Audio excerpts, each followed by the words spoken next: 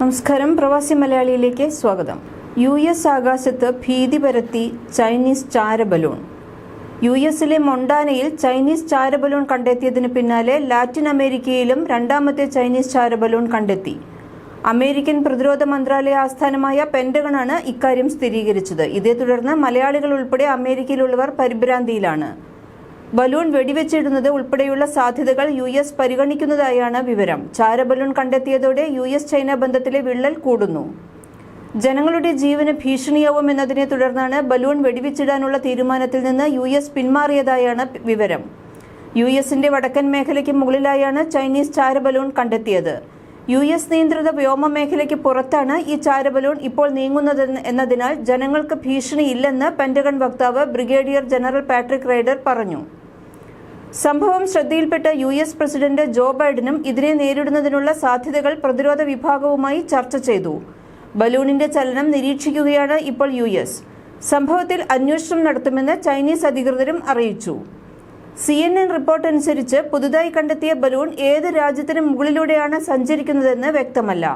ഒരു balloon Latin അമേരിക്കയിലേക്ക് കടക്കുന്നതിന്റെ റിപ്പോർട്ടുകൾ ലഭിച്ചിട്ടുണ്ട്. ഇത് മറ്റൊരു ചൈനീസ് നിരീക്ഷണ ബലൂൺ ആണെന്നാണ് വിലയിരുത്തുന്നത്.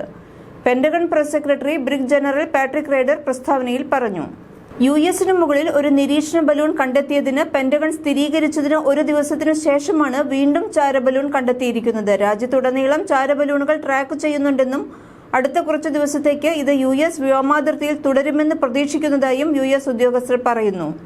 ഒരു രാജ്യത്തിന്റെയും വ്യോമ മേഖലയിലോ ഭൂവിഭാഗത്തിലോ കടന്നുകയറി നിയമം ലംഘിക്കാൻ ചൈനയ്ക്ക് താൽപ്പര്യമില്ലെന്ന് ചൈനീസ് പ്രതിരോധ വക്താവ് മാവോ നിങ് പറഞ്ഞു.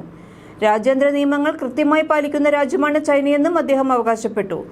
US state secretary Antony Blinken ചൈനയിൽ സന്ദർശനം നടത്താനിരിക്കെയാണ് ചാരബലൂൺ കണ്ടെത്തിയത്. കഴിഞ്ഞ വർഷം US പ്രസിഡന്റ് ജോ ബൈഡനുമായി ചൈനീസ് പ്രസിഡന്റ് ഷീ ജിൻപിങ് നടത്തിയ ചർച്ചയുടെ തുടർച്ചയായാണ് US സ്റ്റേറ്റ് സെക്രട്ടറിയുടെ ചൈനീസ് സന്ദർശനം നടക്കേണ്ടിയിരുന്നത്. എന്നാൽ മൊണ്ടാനയിൽ ചൈനീസ് ചാരബലൂൺ കണ്ടെത്തിയതിനെ തുടർന്ന് US-ചൈന നയതന്ത്ര ബന്ധം കൂടുതൽ വഷളാകുന്ന സ്ഥിതിയാണ് ഇപ്പോൾ ഉള്ളത്. അതുകൊണ്ട് തന്നെ US ആഭ്യന്തര സെക്രട്ടറി ആന്റണി ബ്ലിങ്കൻ ബെയ്ജിംഗ് സന്ദർശനം മാറ്റിവെച്ചു. വെള്ളിയാഴ്ച രാത്രി ചൈനയ്ക്ക് പുറപ്പെടാനായിരുന്നു നേരത്തെ നിശ്ചയിച്ചിരുന്നത്. എന്നാൽ ചാരബലൂൺ കണ്ടെത്തിയതിന്റെ അടിസ്ഥാനത്തിൽ യാത്ര മാറ്റിവെക്കുകയായിരുന്നു. കഴിഞ്ഞ കുറച്ചു വർഷങ്ങൾക്കിടെ ആദ്യമായിട്ടായിരുന്നു US-ലെ ഒരു ഉന്നത നേതാവ് ചൈന സന്ദർശിക്കാൻ ഒരുങ്ങുന്നത്. US വ്യോമാതിർത്തി ചൈന ലംഘിച്ചതിനെക്കുറിച്ച് പ്രസിഡന്റ് ജോ ബൈഡനെ അറിയിച്ചിട്ടുണ്ടെന്നും സ്ഥിതിഗതികൾ അദ്ദേഹം സൂക്ഷ്മമായി നിരീക്ഷിച്ചു വരികയാണെന്നും വൈറ്റ് ഹൌസ് വ്യക്തമാക്കി. പൊതുജനങ്ങളുടെ സുരക്ഷ കണക്കിലെടുത്ത് ബലൂൺ നശിപ്പിക്കരുതെന്ന് നിർദ്ദേശം നൽകിയതായും വൈറ്റ് ഹൌസ് അറിയിച്ചു. 3 ബസ്സുകളുടെ വലിപ്പം വരുന്ന ബലൂൺ വെടിവെച്ചിടാൻ യുദ്ധവിമാനങ്ങൾ ഒരുക്കിയെങ്കിലും അവശിഷ്ടങ്ങൾ സുരക്ഷാ പ്രശ്നമുണ്ടാക്കും എന്ന് സൈനിക ഉപദേഷ്ടാക്കൾ അറിയിച്ചതിനെ തുടർന്നാണ് പ്രസിഡന്റ് ജോ ബൈഡൻ അത് വേണ്ടെന്ന് നിർദ്ദേശം നൽകിയിട്ടുള്ളത്. ചാരബലൂൺ നിരീക്ഷിക്കുന്നത് തുടരുമെന്നും കുറച്ചു ദിവസത്തേക്ക് ഇത് US-ന് മുകളിൽ ഉണ്ടായിരിക്കുമെന്നുമാണ് വിലയിരുത്തുന്നതെന്നും പെന്റഗൺ അറിയിച്ചു.